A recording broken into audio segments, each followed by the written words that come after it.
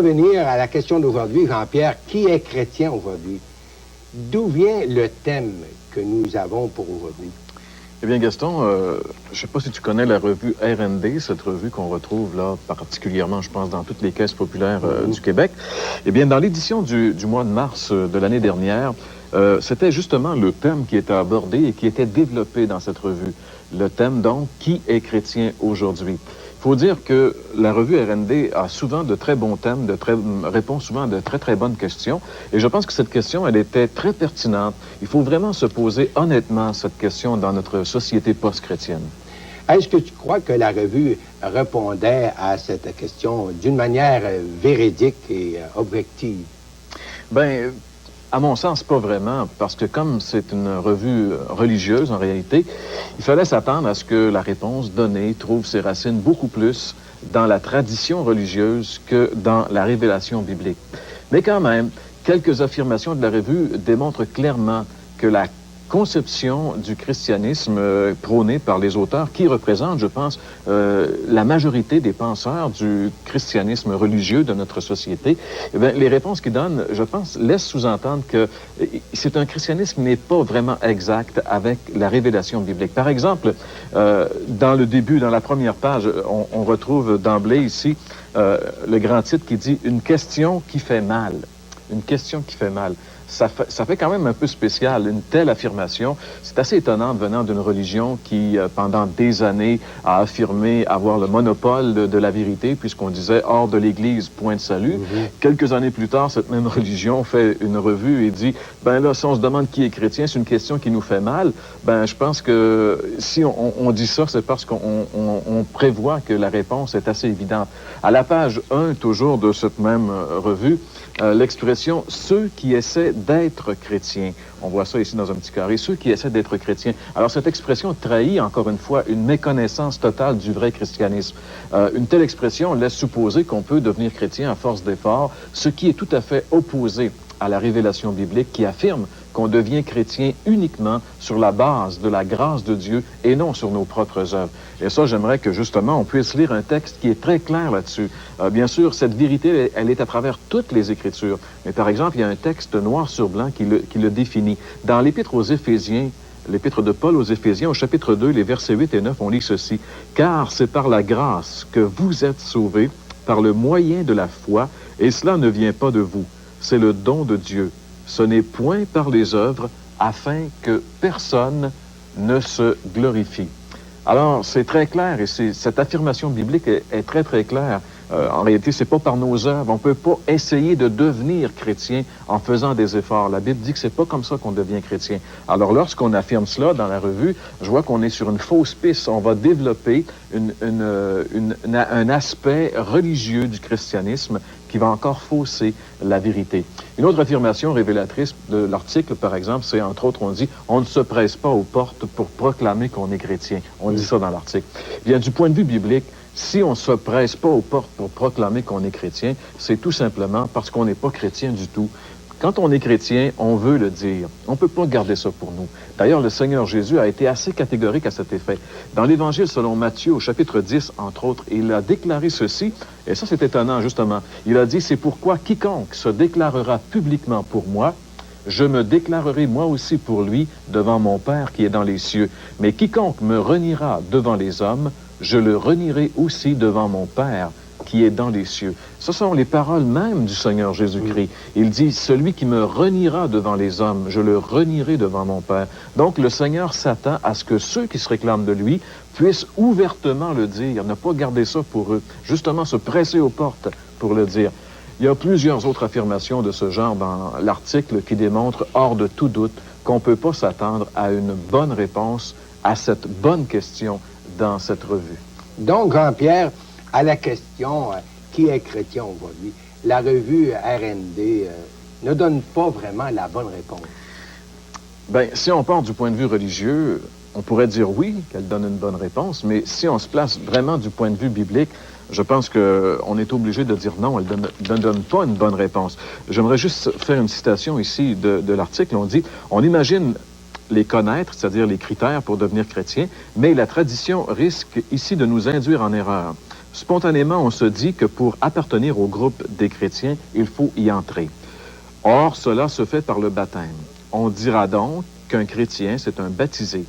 On constate aussi que les chrétiens font certaines choses à leur façon. Quand ils se marient, ils échangent leur consentement au pied de l'autel. Et quand l'un d'eux vient à mourir, ils lui font des funérailles à l'Église. De là à conclure qu'un chrétien, c'est quelqu'un qui a été baptisé ou qui s'est marié à l'Église et qui veut avoir des funérailles religieuses, il n'y a qu'un pas. Et je pense que une expression comme celle-là nous démontre justement que on est complètement faussé dans notre compréhension du christianisme. Est-ce qu'on devrait conclure, Jean-Pierre, que les auteurs de l'article étaient de mauvaise foi? Ah, ça, je le crois pas, Gaston. Je pense que les gens qui ont écrit cet article-là, qui ont écrit l'article de la revue, je crois que c'est des gens qui étaient intègres, à mon sens. Je crois pas qu'ils étaient de mauvaise foi. Et même, j'ai l'impression que ça doit être assez difficile pour eux d'accepter de se mettre face à soi-même comme ils l'ont fait. Ils ont quand même été, je pense, assez honnêtes pour regarder en face la situation. Et cela les a amenés à effleurer la bonne réponse à leur interrogation. Par exemple, toujours à la page 2, on dit ceci, comme quoi ce n'est pas la pratique religieuse qui est première dans le christianisme. Ce qui est premier, ce qui change tout, c'est de croire que Jésus est celui qui dit la vérité sur l'homme. L'auteur de l'article a été assez honnête au point d'aborder de front l'erreur fondamentale de la religion qui fait du christianisme, justement, une religion. Et je pourrais vous citer encore, bien sûr, beaucoup d'autres choses qui seraient intéressantes, mais je pense que le temps est quand même assez comprimé aujourd'hui à l'émission. Mais ceux qui voudraient aller plus loin, vous pourrez toujours vous procurer l'article et vérifier. On a vu que la religion ne peut donner qu'une mauvaise réponse à cette question. Mais selon la Bible, qui est chrétien aujourd'hui? Bien là, on va justement laisser la Bible répondre à la question. Selon la Bible, un chrétien, c'est quelqu'un qui est devenu une personne complètement nouvelle par la foi en Jésus. C'est de cette façon que le Nouveau Testament nous présente le vrai christianisme. Par exemple, quand Jésus a rencontré un des hommes les plus religieux de son époque, il lui a fait une déclaration vraiment étonnante. Dans l'Évangile selon Jean, au chapitre 3 et au verset 3, nous lisons cette déclaration de Jésus. Il dit, en vérité, je te le dis, si un homme ne naît de nouveau, il ne peut voir le royaume de Dieu. Cette affirmation, le Seigneur Jésus-Christ l'a fait à un homme qui s'appelait Nicodème. Cet homme était vraiment un homme important en Israël. Et malgré ses connaissances théologiques, malgré son rang social honorable, toutes ses bonnes œuvres religieuses, malgré tout cela, il était en dehors du royaume de Dieu. Et Jésus, cette nuit-là, lui a révélé le secret pour y entrer. Naître de nouveau. Devenir quelqu'un de nouveau par la foi en lui. On pourrait aussi citer, à titre d'exemple, par exemple, la transformation radicale d'un jeune rabbin juif, un extrémiste religieux du nom de Saul de Tarse, qui va être totalement transformé par sa rencontre avec le Christ. Il va devenir le grand apôtre Paul, celui qui a écrit 13 épîtres dans le Nouveau Testament, celui qui a écrit à lui seul presque la moitié du Nouveau Testament, celui qui a le plus fait souffrir les chrétiens. Eh bien, c'est celui qui va devenir celui qui va le plus souffrir pour Jésus, parce qu'il a rencontré le Christ sur la route de Damas. Il est devenu un vrai chrétien et sa vie a pris une toute nouvelle dimension, une toute nouvelle direction. On pourrait aussi parler de Simon, le fils de Jonas, ce pêcheur illettré de la Galilée, qui va être complètement transformé également par sa rencontre avec le Christ. Il va devenir l'apôtre Pierre, un orateur fougueux qui va amener des milliers de personnes à la foi en Christ. Selon le Nouveau Testament, il est impossible d'être chrétien sans avoir été radicalement transformé par le Christ ressuscité. Il est plein d'exemples, le Nouveau Testament, d'hommes et de femmes transformés par la foi en Christ. Et il affirme aussi cette vérité par des déclarations qui sont vraiment sans aucun équivoque. Par exemple, lisons ensemble ce que l'apôtre Paul lui-même, qui a vécu l'expérience de la nouvelle naissance, nous dit dans la deuxième lettre qu'il écrit aux Corinthiens, chapitre 5 et le verset 17. Il dit, « Si quelqu'un est en Christ, il est une nouvelle création. Les choses anciennes sont passées, voici maintenant, toutes choses sont devenues nouvelles. » Voilà ce que l'apôtre Paul déclare. Si quelqu'un est en Jésus-Christ, c'est ça être chrétien. Si quelqu'un est chrétien, il est devenu une nouvelle création. Les choses anciennes sont passées, voici maintenant, toutes choses sont devenues nouvelles pour lui. Maintenant, il vit pour un autre. Avant, il vivait pour lui de manière égoïste. Maintenant, il vit pour le Christ. Sa vie a pris une nouvelle dimension.